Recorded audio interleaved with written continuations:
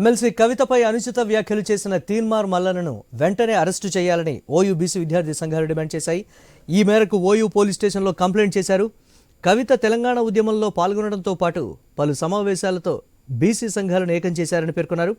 మహిళనే కనీస గౌరవం లేకుండా తీన్మార్ మల్లన్న విచక్షణ కోల్పోయి మాట్లాడుతున్నారని ఆగ్రహం వ్యక్తం చేశారు. తీన్మార్ మల్లన్న నయీంను మించిపోయాడని, ఇలాంటి వ్యక్తులు తెలంగాణ సమాజానికి ప్రమాదకరమని విద్యార్థి నాయకులు మండిపడ్డారు.